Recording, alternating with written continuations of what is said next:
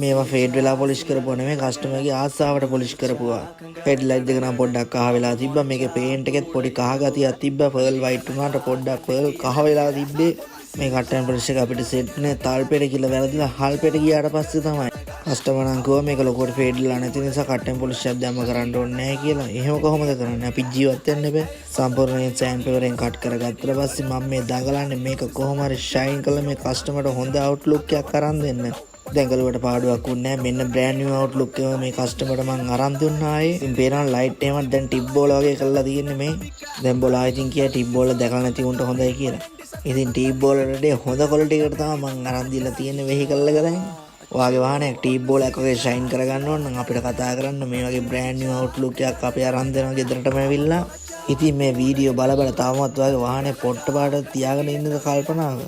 ඉතින් ඔයාගේ වාහනේට පණ තිබ්බනම් කිය පස්ස පැත්ත රත් වෙන්න දෙකක් ගහන මාවත් පොලිෂ් කරපන් යකෝ කියලා ඉක්මනට. එහෙනම් පරිස්සමට ඉන්න.